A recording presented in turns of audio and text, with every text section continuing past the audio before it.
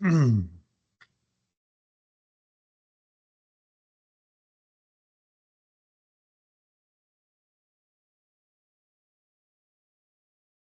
as a reminder for everybody who's popping on now, this meeting is actively being recorded. We will post the recording to our website shortly after, probably within a week after the meeting. So I'll post the link in the chat for those who want to favorite that page if you want to come back to this later, but the meeting is being recorded. Thank you.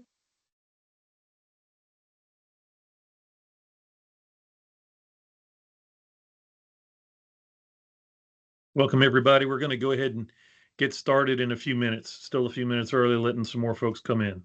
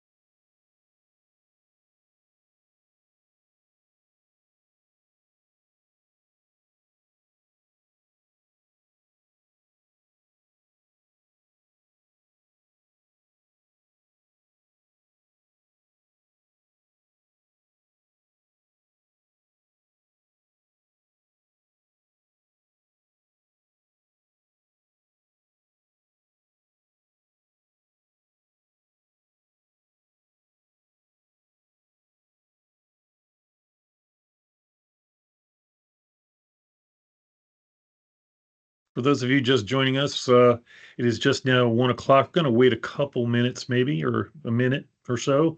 Let folks still come in who are trickling in. So that is still happening, and we'll get busy ASAP after that happens.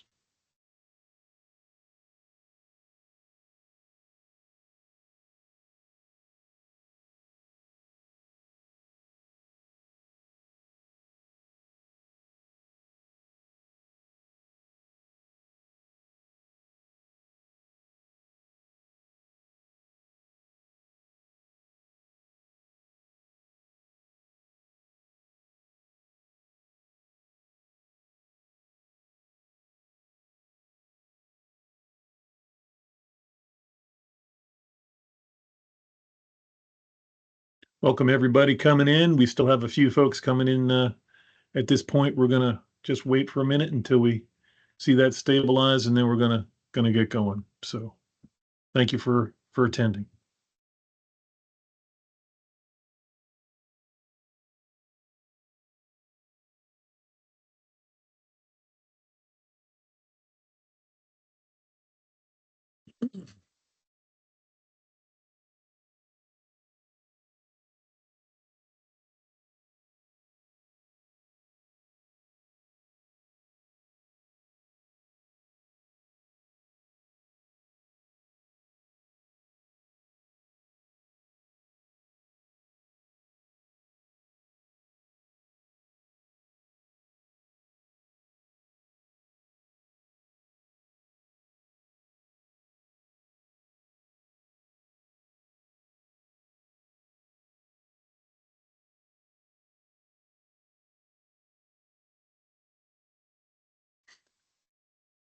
Okay, I think we'll go ahead and get started on the meeting. Thank you for attending today. And as you are aware, let me move this to the next slide here. This looks as what our agenda is going to be today. We're going to talk a little bit about session law that was passed that was pertinent to Brownfield's session law 2025-53. We're going to talk about the fee increases. We have been mentioning those in the last couple stakeholders meetings that's coming, and we now have that on board. And I sent out document to the stakeholders on Monday. And hopefully you all have had a chance to take a look at that and are a little bit aware of what's going on. We'll go over a little bit more and also try to answer any questions you may have about that. We're going to talk a little bit about process improvements that we have made. And I know this was central and key to the subgroup of stakeholders that we were working with on the fee increases. In that document, you'll note that, and so we're just going to summarize what some of those are that we have made process improvements for. We're going to talk about issue resolution 20, which has been put on our website since the last stakeholder meeting, and what that is all about. And then talk about Access DEQ and the LaRue submittals through Access DEQ for January 2026. And then we'll have time for Q&A at the end. But I think the fee increases portion, we'll try to answer questions during that for specific fee increase questions that you may have. We have had a couple of questions come in via email this week on that, and I will talk about those questions and try to answer them and open it up for questions on that portion of the program when we come to it. So let me move on into Session Law 2025-53, and what this did for the brownfields process was really simplify the timing of fees and made it consistent with our current procedures for receiving of those fees. Basically, it took out a whole section of the timing of receiving the secondary or second portion of the fee, and just made it simplified by saying shall pay on a time schedule that the department may specify. Excuse me, this portion here, I guess, is not exactly right, but it's on a time schedule the department may specify. And a fee in an equal amount, the full cost of the department. This is still the same. It's a cost recovery fee. Implementation and compliance with, just to make sure that compliance is also portions of this with the Brownfields agreement and the requirements of this part regarding the notice of Brownfields property.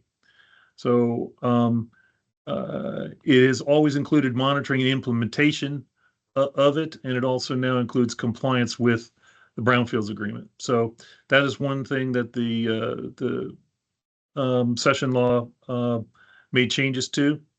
And the other is for cost recovery for that compliance, right? If in an effort to implement and monitor the Brownfields agreement, it must recover costs unanticipated in the agreement, the department must provide to the prospective developer or then current owner documentation to support any fee charges a prospective developer or current owner pursuant to this section.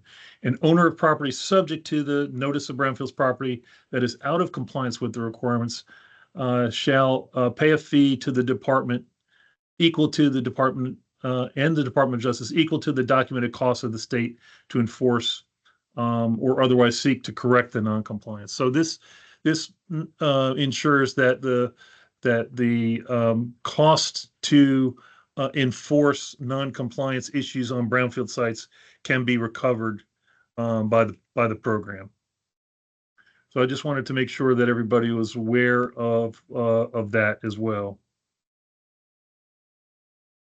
So let me move on into the fee increases and to set the stage in the document that I had emailed to the stakeholders. Our fees have not increased since 2008. Vapor intrusion has raised costs, not just for the assessment, but also for the state in reviewing and making sure that these properties are suitable and safe for the reuse that they're proposed. We have sought grants in the interim while to keep the fees as low as possible. And in fact, our stewardship costs are currently paid by an EPA grant. But it's important to note that EPA grant is certainly running out in 2027 and may be ending sometime in 2026.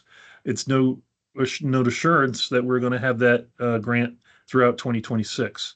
So that is something that is also on our mind, and that we would need to increase our fees for, because the subsidy from the federal government for the program on this is leaving. And so we are necessarily having to increase fees as part of that process. We worked with a subgroup of experienced stakeholders to discuss this fiscal situation and the potential for fee increases. And with them, we examined several methodologies to include various portions of VI complexity and stewardship.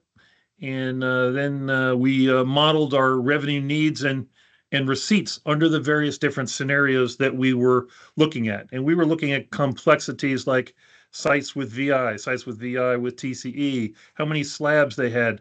And ultimately, we worked with the stakeholders to determine that the best thing to do would be to have a simple inflation calculation for a fee increase, and a fee increase across the board associated with this, rather than get into a highly difficult, complex scenarios associated with all the different complexities that one might see on a site. So we arrived at that as a simple inflation calculation. And we also arrived at fees for the after brownfield agreement portion associated with that, with the property management branch, because we were losing that grant, for a fee during active construction for the stewardship of those sites. And that would be during the construction until final redevelopment summary report is submitted. And that is also something that we worked out among the group of experienced stakeholders, stakeholder subgroup. And you'll note in that table, this is our revenue estimates, and also our expenditure estimates, and what the gap would be, and associated with that. And we have largely filled it with a EPA grant, and this is the grant, the $800,000. And in fact, it's a little bit more than that this year, but this is probably the average number that we'll be receiving under that grant, but that grant will be going away. And you can see a deficit of this amount this year. So that, once this grant goes away, it can really be something that would be a even larger deficit that would be be approaching over $1 million, and could be over $1 million deficit. So this is a table that shows the new fees that we're going to be implementing, and this is for projects that are submitted after the 1st of November. So the current fee, as you're aware of, is for a standard project is $8,000, and we're going to leave that for municipal government projects. They don't receive tax benefits associated with that, and so we're going to leave the fee for those projects at $8,000. Our modeled projects that we would have about 5 of those annually. Our standard fee would be going up from $8,000 to $12,000, and that's a 50% increase, and that is the inflation adjustment from 2008 to current day, and that number is remarkably very close to 50%. And so that is where our fee is going to be set for that. But as I note here in this, we've got some footnotes I'll talk about in a minute. There's some limitations about what projects would be eligible to be at this level. And then the redevelopment now projects, as you're aware, which are presently $30,000, will be moving to $45,000. And that is basically all projects that are over a certain dollar value, and I'll talk about that in a moment. And then even after that, we have a construction review per year of active construction that's ongoing. We have up to $10,000 annually during construction, and this is to cover all sorts of aspects of the property management branch associated with the VIMP and EMPs that take place after a brownfields agreement and associated with that. So if there is a VI issue, I would expect that site to be $10,000. There, we recognize that there may be sites which are small, which don't have VI issues, which don't measure up to that kind of $10,000 figure, and that's why I say up to, because there will be exceptions to that. But those exceptions will be fairly few and far between. And so looking at the cost model here, without the EPA grant that has paid for the property management branch, we have a gap of about $700,000. It's still filled by our EPA 128A grant, which we will still be receiving, and then you can see the deficit goes away. And so this is the model from which we generated the basis on which this is. We feel like this will work for us. And so it does cover our expenditures of our currently fully funded program. Now, let me talk a little bit about those footnotes on that table. As I said, there's a separate fee structure for municipalities because they're not supported by they don't receive the tax benefits. This was also discussed and supported by the stakeholder subgroup. The way we're going to work on sites that are either a standard or RN model is that the standard fees are only permitted for projects with a capital investment of $5 million or less, and who choose to be on a slow construction schedule. That is something that we feel like is justified mainly to make sure that we're continuing to support small projects that are on a slow schedule. And that is also supported by the stakeholder group. And then the construction fee charged only during the period of active construction. And so anything after a brownfield agreement, but before the final redevelopment summary report, it would be considered to be active construction. And so that would be on a prorated basis about to expect invoices of $10,000 annually. And let me just say that with the grant, with the $45,000, we expect this to basically cover, one vapor intrusion plan and one iteration of an EMP. But things that may go beyond that would continue to be charged the construction fee as well. So just be cognizant of that, and we'll go over that if you have any particular questions further. We did have some questions this particular week, and I wanted to outline them here for everybody. And one was, how is that construction fee going to be administered? For example, we have projects with 2 or 3 years of construction and often 1 or 2 years post-construction VIMS monitoring. Therefore, we could have 4 or 5 years involvement with the BRS. And in answer to that, the construction fee is only going to be charged during the active construction period, right? This fee will not be charged during post-construction VIMS monitoring. So, and this approach was based on comments from developers that we had during the subgroup discussions, and that budgeting for this kind of fee would be best to be done in their construction budget. And so we feel like that the present value of that fee is charged will carry forward and cover the VIMS monitoring that takes place after that period.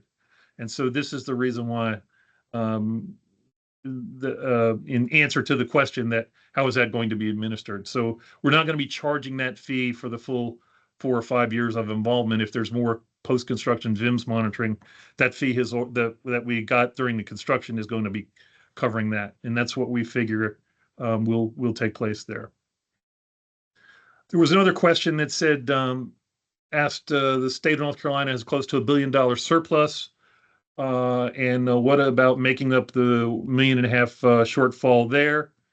And I would just say that this is a question for the NCGA. The program has never had an appropriation from the General Assembly, and has always worked with our fees and with subsidies from EPA through EPA grants.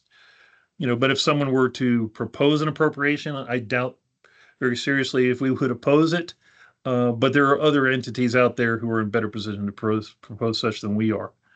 So I just wanted to make sure that those questions who came in via email this week also got answered. So let me open it up to other questions before we move on in the program.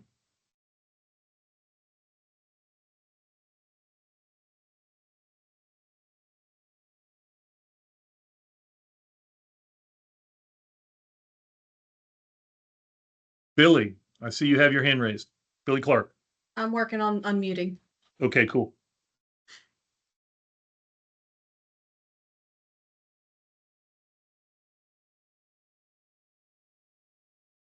All right, Billy, you should be able to unmute yourself now. Yeah, I got it. Okay. What about the expedited fee? I didn't see that in there. Is it still in there? Yes, that is the 45,000 fee. It has been raised from 30,000 to 45,000, Billy. Okay, thanks. Bruce, the next question is in the chat. For projects that may have multiple phases and multiple EMPs, I assume each EMP or phase would require a separate $10,000 construction fee. Is that correct? Actually, it's not quite that way. I'm going to defer if I get this wrong to Jocelyn, but that fee is an annual fee. So if that construction is taking place during an annual construction period, that $10,000 covers all those kinds of activities during that year. If that construction, takes place over 18 months, we may invoice you a second time for half of the next year. But those are an annual fee, not a per EMP or a per VIMP basis. I think that makes a lot of sense. I would say that if the phases are detached right, if they're not happening concurrently, then you could have separate phases that would be subject to additional fees. And if, so just keep that in mind if it's multiple years. Yeah, There's the another redevelopment question. of the redevelopment may trigger that kind of a fee to start. Okay. And Cheryl, you should be able to unmute yourself now. Hey, I just want to clarify. So if somebody does redevelop now, it's 45,000, and then that's just for the brownfield agreement. And then on top of that, there will be up to $10,000 per year for construction phases. That's correct. That's correct. Okay. And is there? I'm driving. Sorry, so I can't look at the slides. But is there a fee, like a fee schedule or something, or like how is that 10,000 going to be assessed? Because you're going to have some very semi-simple. That is, yes. I think what we're saying is up to $10,000, but the default, if you have a vapor intrusion issue of any significance, a vapor intrusion issue that would probably relate to table 2 or table 3 in our decision matrix, you can pretty much expect that to be in the $10,000 range. We recognize that may not be the case for certain sites that either don't have VI issues or have very slight VI issues that are really more in table 3 of the matrix. Okay, so it's because I'm not looking at the table. Just for if you don't have a VI issue, would it be more in the $5,000 range, or is it? It might be, or it might, yeah. I mean, we're going to look at that as on a sliding scale. It could be, even lower than that, but it could be in around that range. That's very, very true. Some sites don't even have vapor intrusion issues at all, and we might have a very small fee for that. Okay, and I had a second question. What about existing projects? Is this going to be retroactive for all projects starting next year, or what? What's going to happen? All of this will start November 1st on here. But if there are folks that have existing agreements that are going to be going into construction, that you may expect that construction fee to be implemented at any particular point in time after that. Okay. So if you have a project that's kind of a never-ending project, so we would just, starting November 1st, there'll be a yearly fee based on how much construction and what needs during the active period of construction. And the way we're looking at that and defining that. And this was a concept that some stakeholders brought and we thought was very useful to us. And that was, during period of active construction, and that would be defined as while people are needing to submit their redevelopment summary reports. And at the final redevelopment summary report that comes in, that would be the end of it, right? So that defines the period during which we would be obtaining fee. Okay. So- Jocelyn, did you want to add something to that? No, I was just going to move on to the next question, but that's okay. Okay, sure. Thank you. The next question is in the chat. If a brownfield application is filed by one party and then transferred to another PD because of a sale, etc., before the brownfields agreement is recorded, is it still one fee?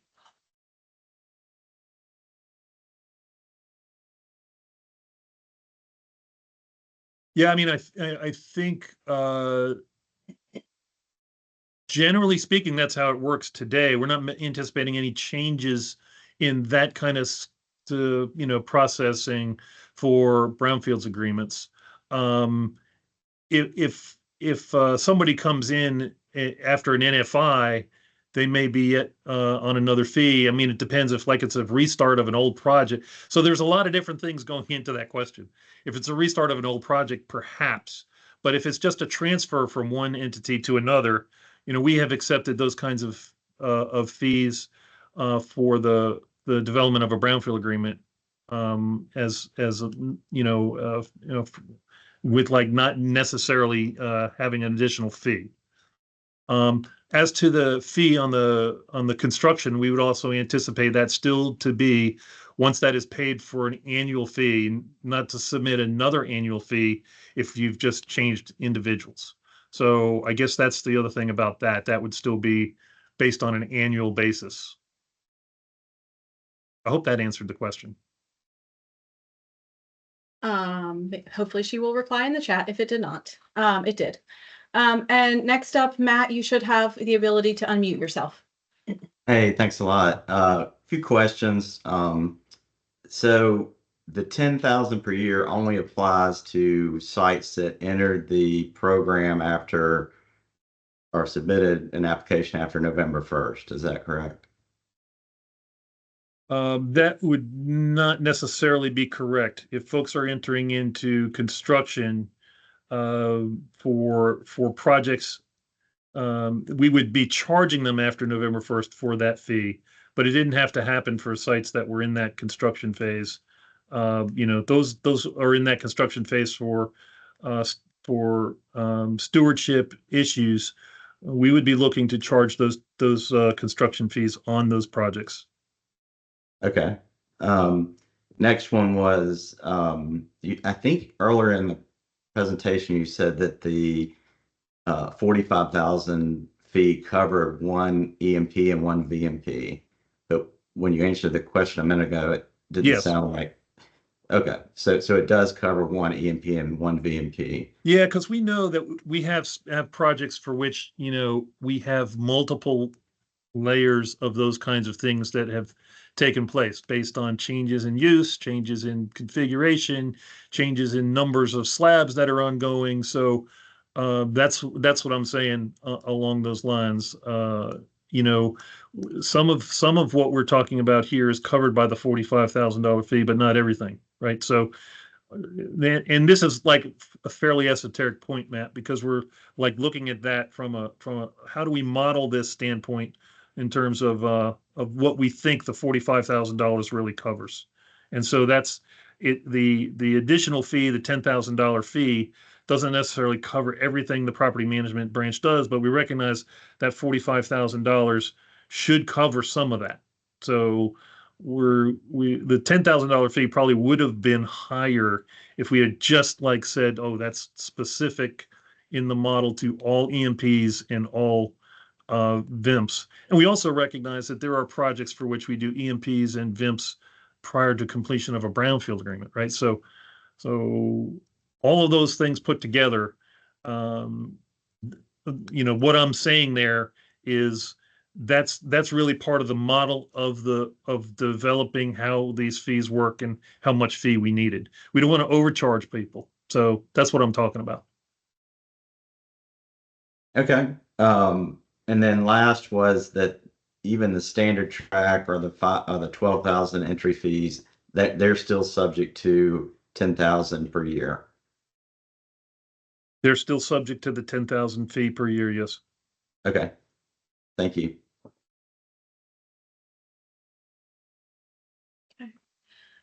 Couple of questions in the chat. I think they're fairly similar. So ladies, if I combine your questions, please let me know if I got it wrong. Would the $10,000 annual fee kick in if construction starts prior to recordation of a brownfields agreement? Jocelyn, I'm going to let you take that one. I think there's a possibility that it could. It depends, in my view, on the size of the project and how much a level of effort is involved with it and how many phases are going to be involved with it in the long term. So I think it is a possibility. But that, if I know that's kind of a vague answer, but I think, like Bruce said, there are some things that will be covered in your agreement fee. And so that would be a project specific question. So hopefully that helps some.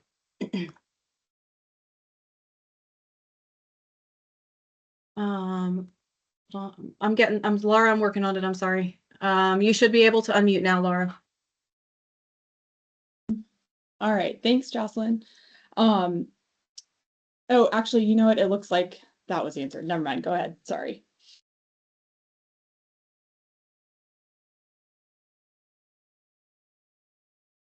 Well, and so sorry, actually, Jocelyn, if you don't mind, I was thinking that was what Carol had just asked, but I think what I'm getting hung up on a little bit is projects that, you know, have already applied and they've got a brownfields agreement in place, but then they haven't yet started construction. I'm thinking about a couple projects we've got where the PD, you know, is about to start construction. You know, maybe it's going to take 2 or 3 years. That's another $20,000 or $30,000 that they are likely going to be assessed.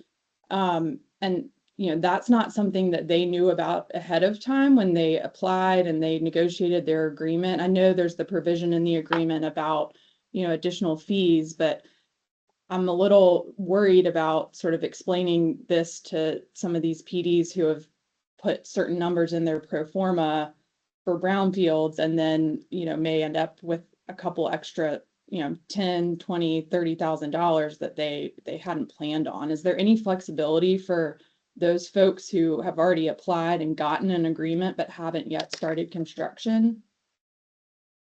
Laura, I think that this is Bruce. I think that the statute and the statute changes, you know, have talked about this in a negotiated context. And so, yes, I think there's going to be some flexibility associated with that, particularly for projects that were in here you know, for that process. But the other thing about that is that we do on the statutory basis need to you know, offset the cost to the state, Sure. recover the cost to the state, and so we would be balancing that in that discussion with you all along those lines. So yes, there may be some discussion on a per site basis whether this site has enough work in it to warrant that. And there may be sites that have a significant vapor mitigation issue or you know, VIMP cycling, even if they haven't been constructed yet, that may warrant that. And there will be projects that don't. So Okay. I guess that's part of what we're talking about here, is that as we transition from one to the other, there's going to have to be some negotiation and figuring out what is or isn't the fee associated with that, because that we do have to recover those costs, and that's specific to the statute as well. So, Okay. and yeah, that makes- we would be working with you and your clients on that. Okay, thank you, Bruce. And that definitely, I mean, I think all of that makes sense, you know, for someone who's just applying for the first time, and we can say, hey, here's what you can expect cost wise. But it's just those situations where the folks who are sort of caught in the middle of having already gotten in Understood. and not accounting for it. So that's helpful. Thank you. I don't know if you wanted to add anything to that, Jocelyn. The only thing that I would add is and this may be different than your situation, Laura, is that we in PMB are dealing with a lot of redevelopments of the redevelopment that were never really intended or never really considered in the original brownfields agreement. And we're talking agreements that are 20 years old, and those fees have long since been applied to that site, right? So if it's a new development on an existing site, that's part of why we need to capture these fees. I understand what you're coming from if it's they're a recent applicant and it's a new agreement and they just haven't started yet. That makes more sense. But on the flip side, we do need to make sure we're capturing these older sites that that are a significant workload for the program. Sure. Okay. That makes sense. Thank you for that too, Jocelyn. Bruce, next question in the chat. In a situation in which construction is stalled during a year and the annual redevelopment update is simply no site activity, is there an anticipated construction period fee? And if so, what is the anticipated amount? Yeah, I think again, we would be making that judgment as to whether or not that fee would apply annually for that particular year. If there wasn't anything that we did on an activity basis for that year, that may warrant some flexibility on that. Again, we'll be implementing something new here, which we look at this as something that's going to have to be flexible and discussed with you all about this. And I'll open it up to Jocelyn too for any thoughts that she has on that. I concur. I think with the caveat that, if there is, if there's ongoing monitoring that has to happen to maintain the status quo, that is still work that's being conducted and reviewed by the state. But in concept, I think I'm with Bruce, I think it makes sense to discuss those situations on a case-by-case basis. Yeah, if what the the reason redevelopment is for summary stopping. report said no activity is taking place, we wouldn't be looking to charge that fee.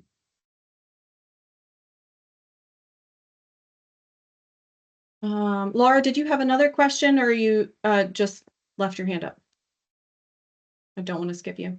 Okay. And I don't see any other questions in the chat, Bruce. So, and if you have more questions, put them in the chat. I think hopefully we'll have some time at the end, but I don't see any more here. All right, very good. And we'll continue to move on through this. We'll have a question and answer session at the end of the presentation for all the remaining presentation that we're about to go through, or if you want to bring up other questions about the fees as well.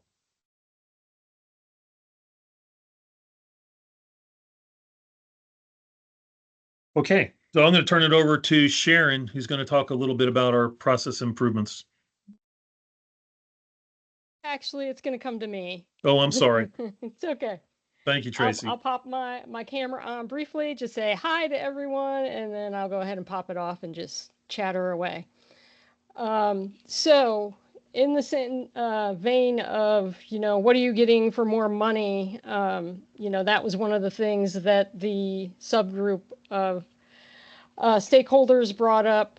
And, what we're trying to give here are the goals of overall more predictability and consistency, saving both time and money while still maintaining, the quality of work that we have always provided, and protection of public health and the environment as is statutory.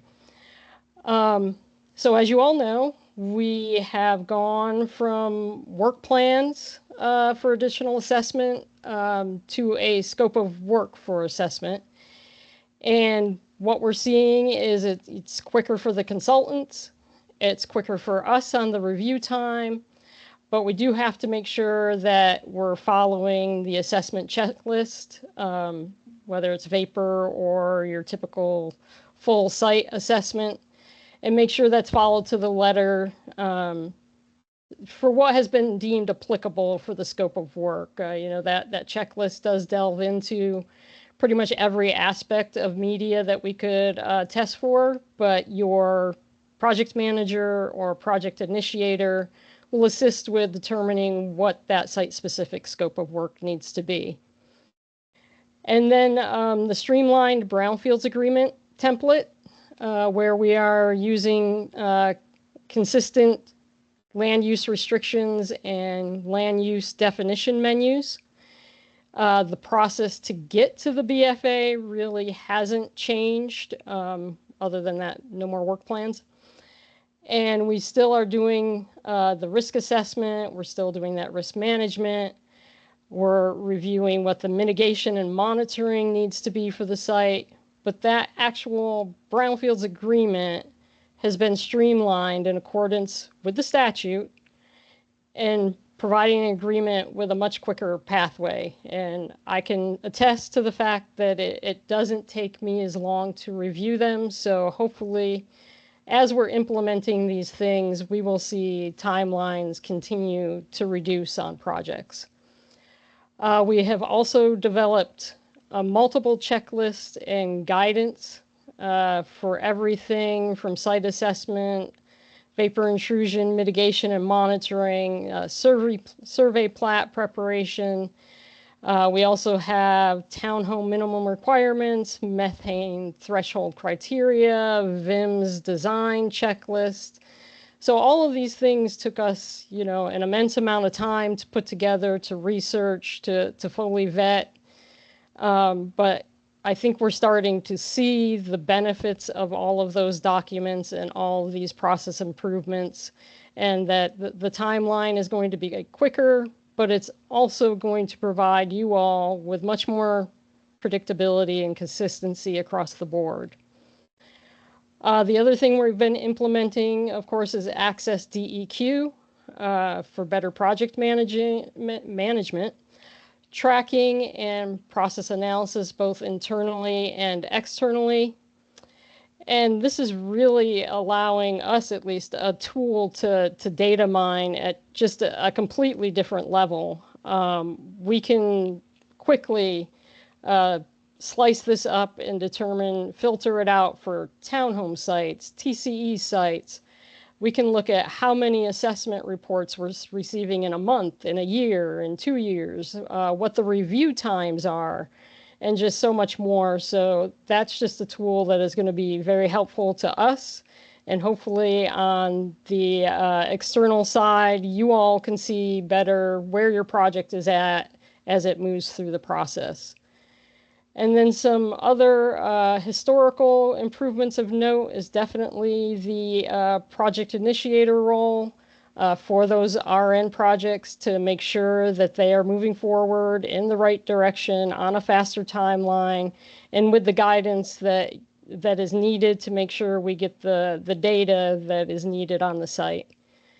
And then for years, we have been completing the EMP and or the VIMP prior to the BFA. Whenever a PD's redevelopment schedule has needed it and they've made the request, that's oftentimes what either the project initiator or the PM will ask. What do you need first? What is your priority? And oftentimes it is that we need to get out and break ground. So we need our EMP, and we have accommodated that. So these are all things that have been implemented now.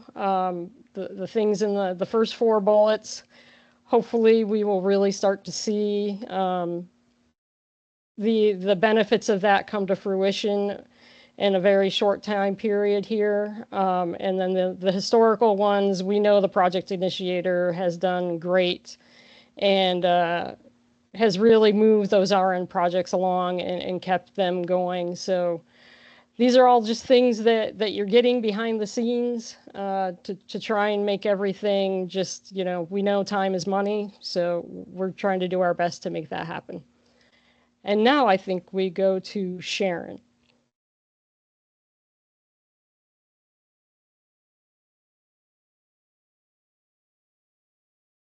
Bruce, can you advance the Yep, slide, will do. please?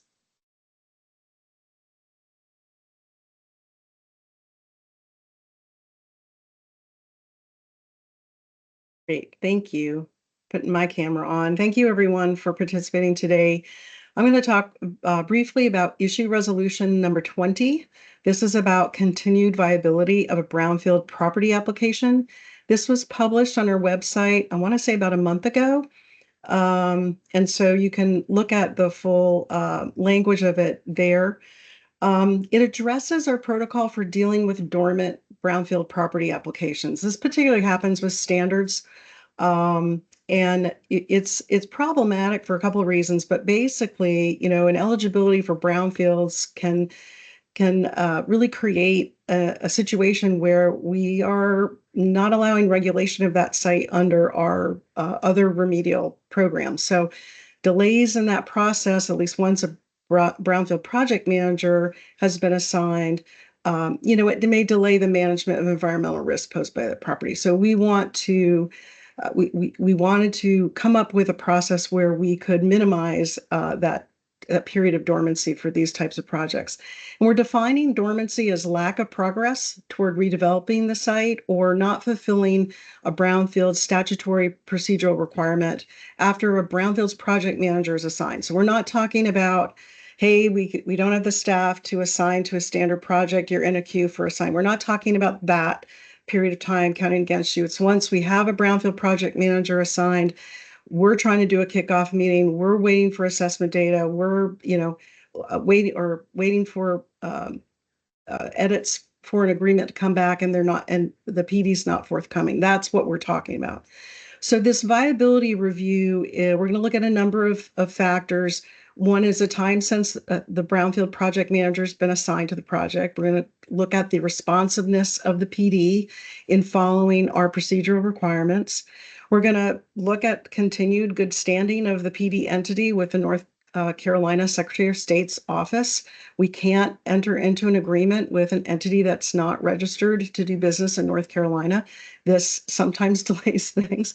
And we're going to look at what activities may have been done under a PD's ownership of the property that potentially caused or contributed or exacerbated contamination on the brownfield property. And then we're going to look at other relevant circumstances that indicate a lack of a bona fide desire to redevelop the property. That is a specific eligibility criteria in our statute. Bruce, could you advance the slide, please? Thanks. So in these situations where we feel like a site has gone dormant, the section's going to attempt to contact the PD and its legal team, maybe even our technical folks, to resume the brownfields process. We're in the business of completing agreements. We want to complete agreements, but we need a process to, move on if it is not viable anymore, right?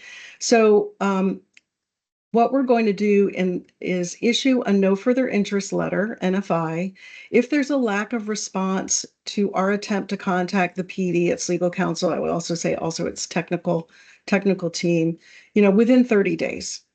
Or in the instance where we realize that the PD violated its continued eligibility for a BFA due to its actions or some other procedural requirement they are not fulfilling.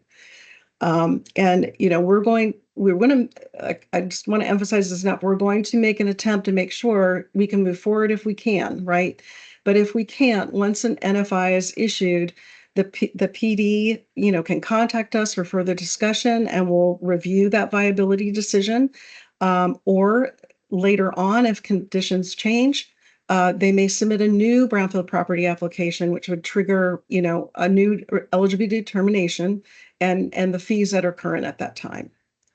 And that's, I don't know if we want to take questions now or wait to the end. There's a couple other topics that we could maybe wait to the end. I guess, Bruce, is that what you want to do? Yeah, I think we'll wait to the end for questions Okay. on all of the rest of it. Very good. That was it for me. Thank you, everyone.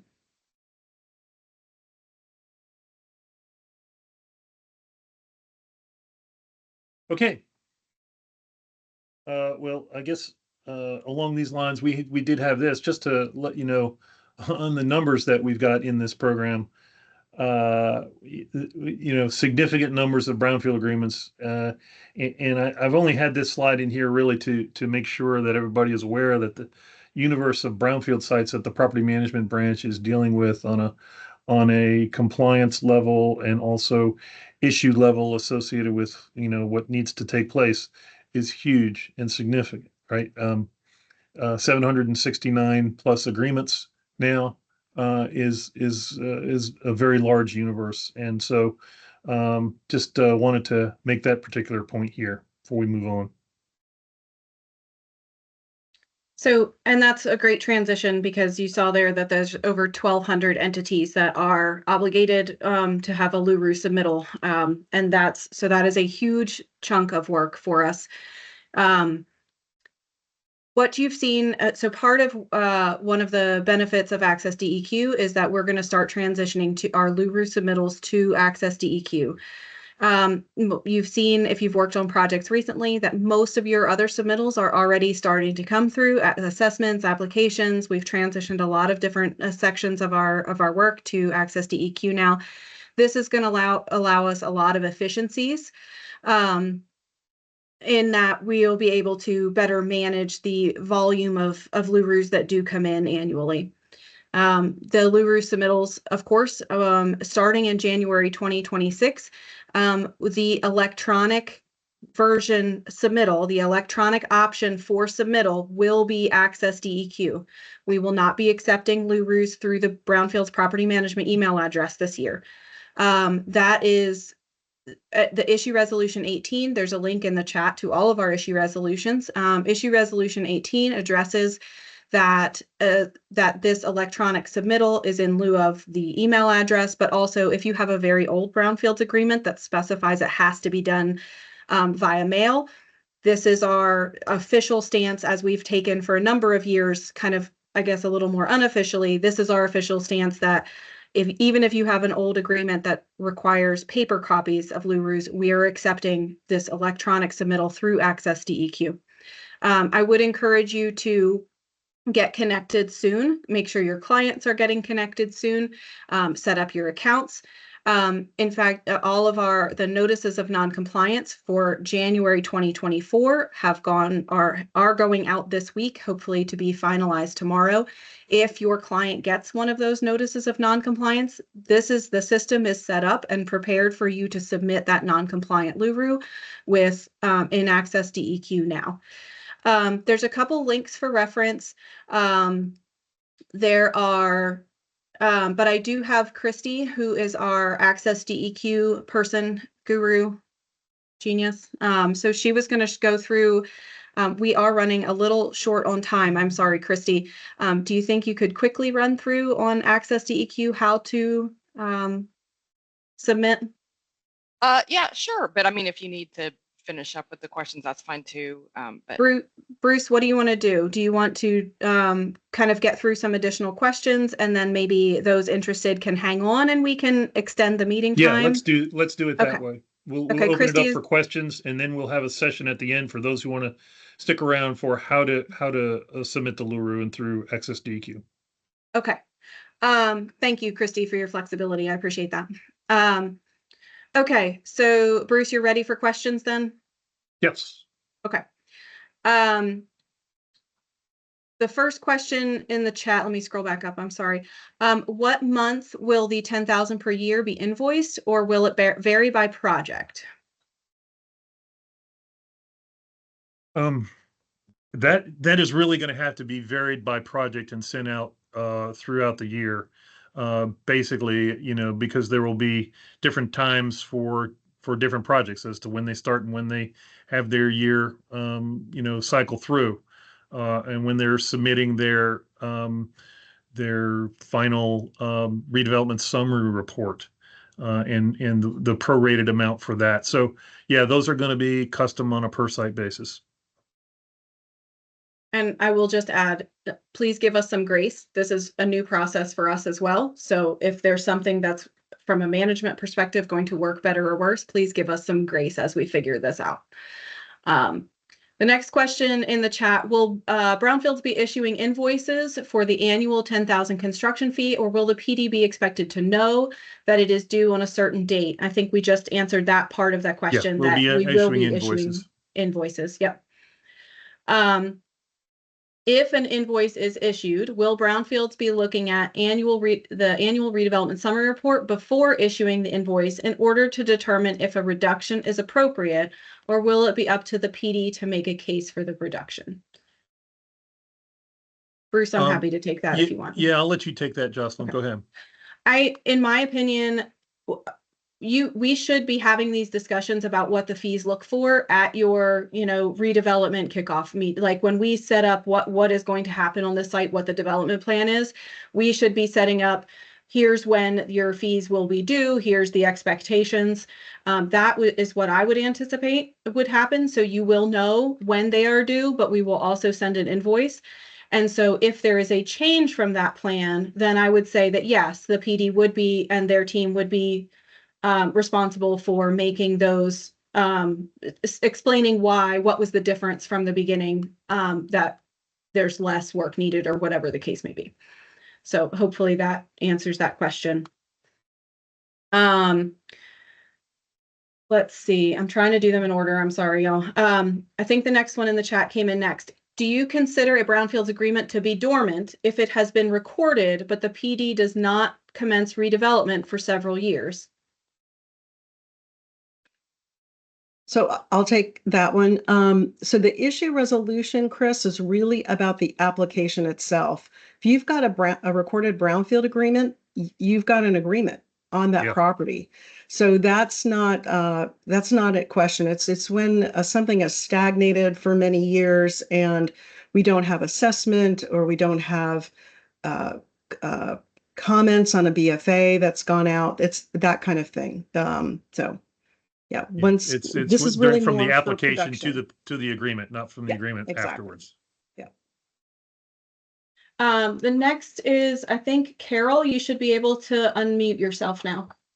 Yeah, I just wanted to make a comment. I've tried to submit all this year through Access DEQ, and for historic properties, I'll just mention like one in Winston-Salem.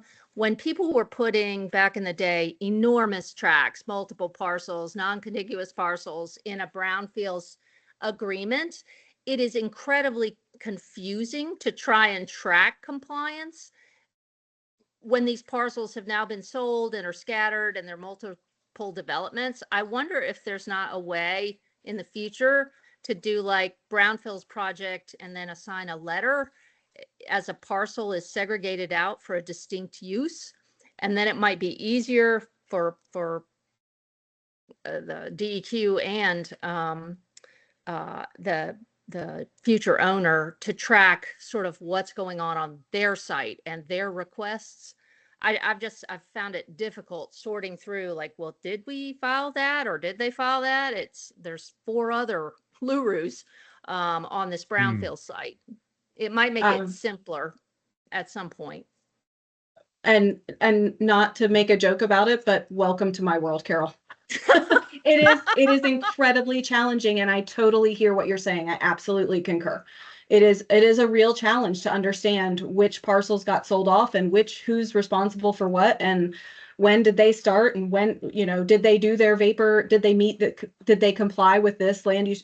It is incredibly challenging. So I appreciate what you're going through. Yeah, I wonder if we could just put something on the LURU that like we can advise that this is going to be distinct and separate or something. So at least it would be a lot easier if that were the case to track compliance. And then the other issue is just size. I keep running into sizing issues, and I guess I don't have SharePoint yet. I'm about to adopt that just so I can transmit large documents in a form that DEQ accepts, but it's hard to get a big document. It would be nice to have sort of a standard way to get big documents onto the system. Well, I will add Access DEQ has 100 megabyte limit. So okay, we can I'm still accept. beating it. Yeah, I'm sure. Yep. And Yeah. we're going to have those issues, but it does have a much larger limit than our emails did. So at first step, we can do that. And then if it's an especially large file, we can certainly come up with a solution. Okay. I'm going to jump back to the chat for a second. Can we speak to how the up to 10,000 costs will be determined for construction review? Will brownfields time be tracked and invoiced based on effort, and how will those hours be shared with the PD?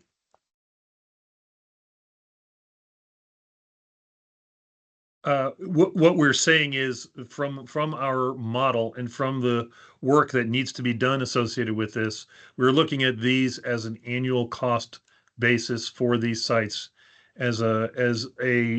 is not something that we would be looking on a time tracking basis, but would instead be modeled from what we have looked at in time on an overall average basis in the past, very similar to what a brownfield agreement fee is associated with. And so, no, we would not be looking at doing this from a time tracking invoice standpoint. It would be an invoice standpoint for a standard fee, just the same way a brownfield agreement is a standard fee. Okay. Now, with that being said, there are going to be some sites for which it's clearly obvious we don't have $10,000 worth of work.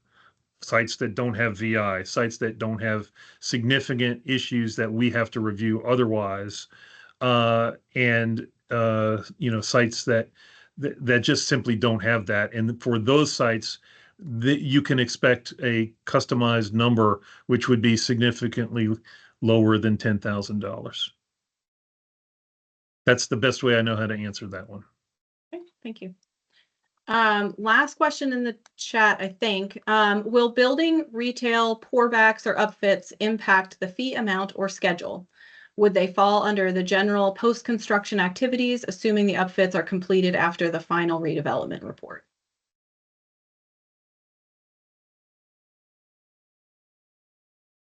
I don't mind taking a stab at that, Bruce. Take a stab Okay. at that too, Jocelyn. So I really do think this is going to depend. I mean, if half your building is pourback areas, then I think there's additional monitoring that needs to happen.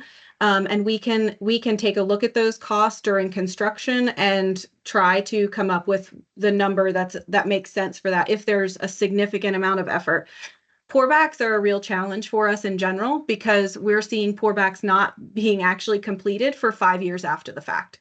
So I would say if there's, if everything else is complete, then maybe there's another consideration for pourback areas that are larger chunks of your building. But if it's one, small corner lot, they are very different. And so, Matt, I'm sorry, I'm not going to be able to give you a specific answer on that.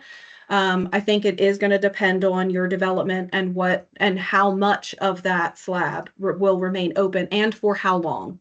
5 years is getting to be a bit extensive. So I hope that makes sense. And Cheryl, I think you already have the ability to unmute. Go ahead. Yeah, hi. This is kind of a outside the box question, but not really related. But for Access DEQ, we're all required to, get approval for our projects to be able to work in Access DEQ. Is there a way for some outsiders to search and look at the information, though, kind of like Laserfish, for due diligence purposes? No. This system is not designed for public records. This system that's why we have to approve you to gain access to a site, because it's not specifically for a public records review. That's what we maintain Laserfish for. And so we have had instances where people have requested, and in the request, it's, we're doing due diligence for a project, and we will call that person or email that person and say, this is the wrong system. How can we get you the information you need? That's why that check is in there of us approving a specific consultant to a specific site. So it's not intended to be an open database for everybody.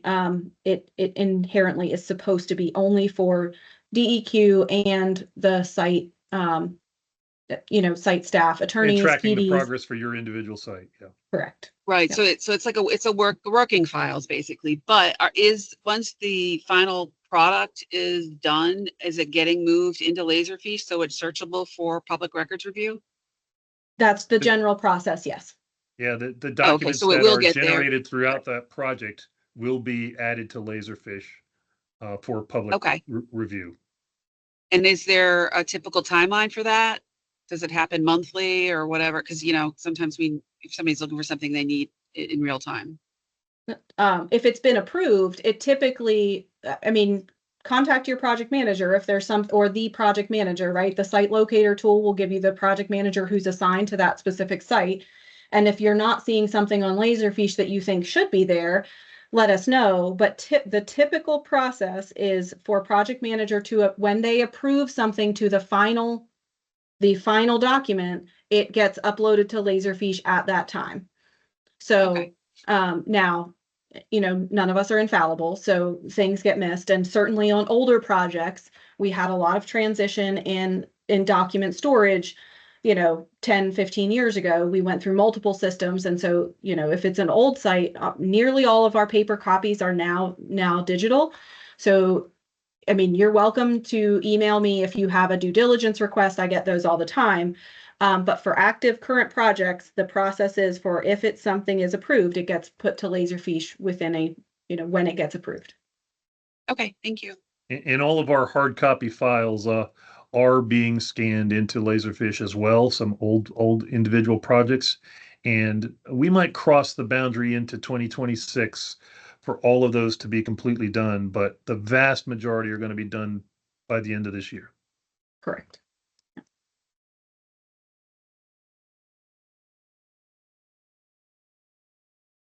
All right, did I miss anybody in the chat? Or are there any other questions? Can I ask one more question? This is Carol. Since it looks like DEQ is going to start charging for non-compliance, and we're uploading things into Access DEQ for compliance purposes. As a lawyer, my standard go-to is going to be to also email you so I have documentation that it got there. If it's a compliance issue. Do you want that spam? With respect to applications, we get a really nice little bounce back. Like we've received, excuse me, with respect to the LURU, we get a nice bounce back that we've received it. So you've got some proof of receipt. You don't feel compelled to also copy you and send you the LURU by email.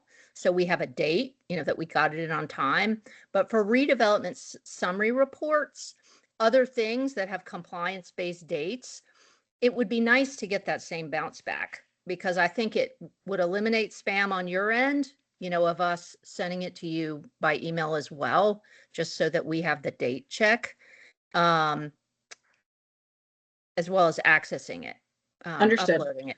Yeah. So Understood. that would be helpful. And our access person is here on the call, so she has heard your message. Okay.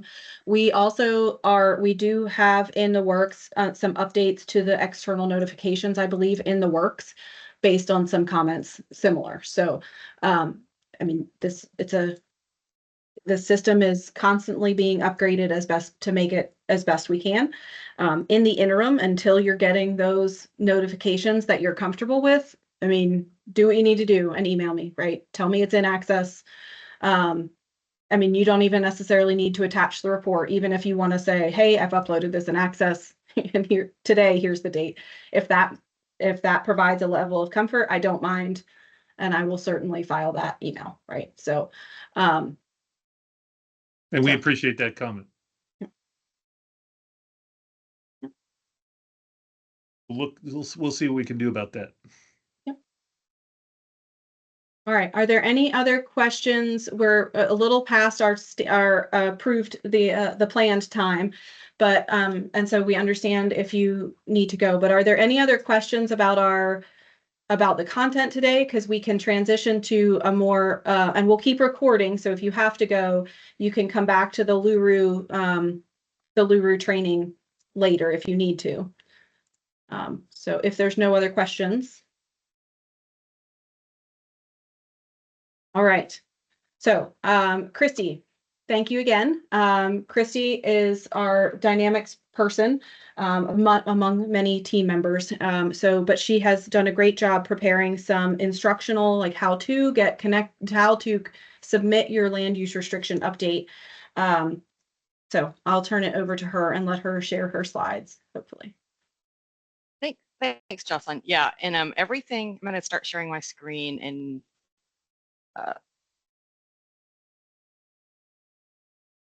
And Jocelyn, can you see that okay? Do you think everybody can see this? All right. Yes, I can see Okay. it. Okay. So everything I'm going to go through is in some instructional videos on DEQ's YouTube channel. So there's a link to that here when you get in Access DEQ. There's also a link to the user guides is over here, and we've also just placed another link here. So everything I'm going to go over is also in these videos, but we're just going to go over real quickly how you submit your LURU. So here you are in Access DEQ, and you go to the permits and projects section. You could also use this navigation over here if you wanted to. And then you find the project for which you want to submit your LURU. So I'm going to do for this one, you just click on the project number. And you see just some information about the project. And then here at the top is a button for land use restriction updates. So click that. And what you'll see here, you might see a grid full of stuff. You may not. If you see on this grid, you see the line that's the LURU you want to submit, you can use this pencil icon. If you're confused about which one or you don't see it, that's no problem. You can always just add a new one. So here on this grid, we've got this little pencil icon for editing or viewing. The number, so that's just an automatic generated unique number. So that's good to refer to it by.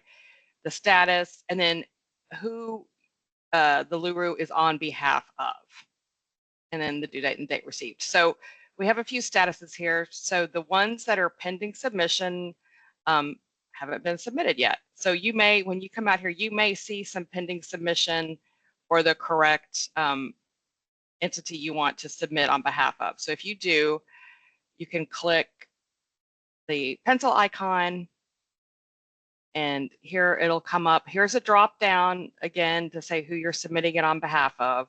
So you can see the choices here. And here's the link to the model form. If this link doesn't open, you can just copy the link address and then, open it. But this will open your model document that you can go ahead and fill out, and I'm going to show, and then, you'd go away and get this filled out, right? So I'm just going to X out of here, and I'm just going to show real quick. David worked this up, and this is in the videos, and it's going to be in the updated user guide, just a little step-by-step on, this is the end of the model form, how you fill out the end of it and get it notarized. So once you do that, get it notarized, get it filled out, get it notarized, save it as a PDF, and then you'll come back into Access DEQ. In fact, I'll just go back out here, and we'll pretend like we went off and did that, and we have to come back, and you go back to your land use restriction updates, and you go back to the LURU you want to submit, and here now we've got our file. So I'm going to, oops, first I got to click add a file. And then you can just upload your completed and PDF LURU form, submit. And then click submit one more time. And now it is in status submitted. So things that are in status submitted or under review or accepted, approved, you're not going to be able to change them. You can see, but you're not going to be able to change them. Now let's say you submitted one, but maybe something's wrong with it. Maybe it wasn't notarized properly, or maybe you accidentally attached the wrong file, whatever. That would be in status not accepted. And so here you click your pencil icon, and it's very important you need to remove that that file, and then you will replace it with the correct one. Add a file.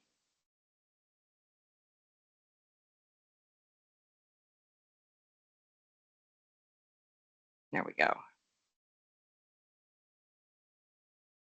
And submit. There's a question, Cheryl? Yeah, what if you have more than one that you have to submit? Is there a way to be able to do that? Like if we have Yes. 4 PDs? Okay. Yes, yes. That's very good. You're just leading me on to the next part. So you see this column on behalf of, so this will be all the people that are responsible for LURUs. Now, if you don't see a line for what you want, or you don't see you're missing one of your PDs, you open, click, add a new one. So here we go. The first thing we see is you get the selection of who to submit it on behalf of. So if the entity you need to submit it on behalf of is here, great, select it and just keep going. If you do not find it, you can add it. So you say, I could not find it, save and continue, and then it will generate a new LURU for you. And then here you just tell it, what kind of affiliate type it is.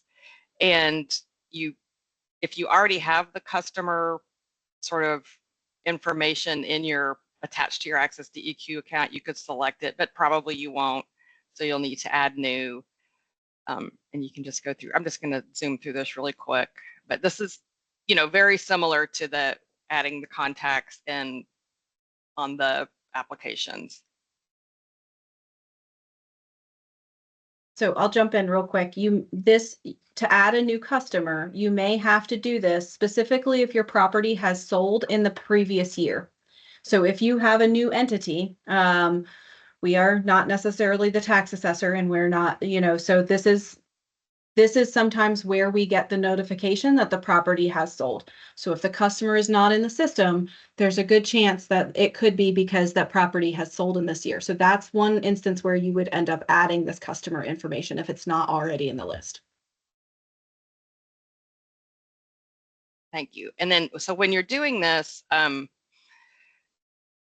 we have this sort of predicted address filling out. So you can start to type an address and addresses will start to pop up. But I will say, if you can just go you don't have to use that. You can, if it's not showing up or whatever, you can just type in the address.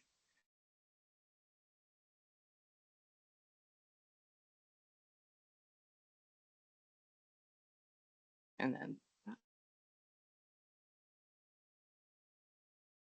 okay, so now we've got our customer. And we say, what type of owner it is.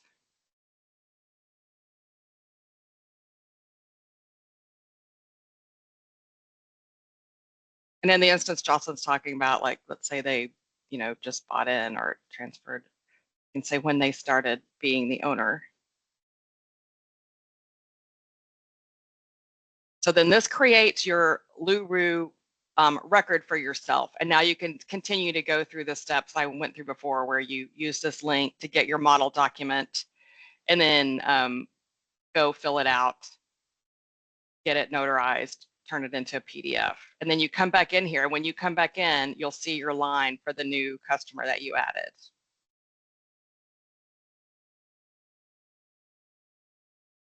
I think that was all I was going to cover. Does anyone have any questions?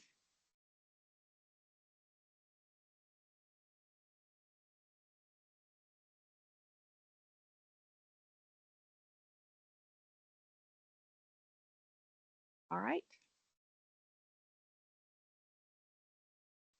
And like she said, there are the link to the user guides is I put in the chat. Please, the chat may go away after we end this event. So please click on that and favorite that page, because the link to the YouTube videos that describe specifically step-by-step how to do this are on that YouTube.DEQ YouTube channel, along with a really detailed user guide on how to upload assessments, all the things that you need to know how to do in Access DEQ the team has put together some really helpful documents. So please bookmark that page. So.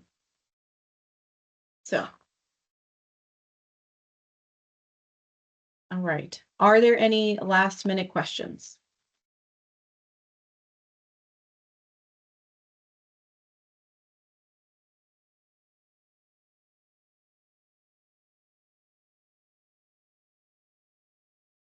All right, Bruce, do you want to wrap it up? Yeah, any last minute questions on anything on the agenda as I show that up here too? All right, well, that concludes today's program. I appreciate everybody's attendance. Thank you for your questions and attention to this, and I very much appreciate it. Thanks, everyone. Thanks.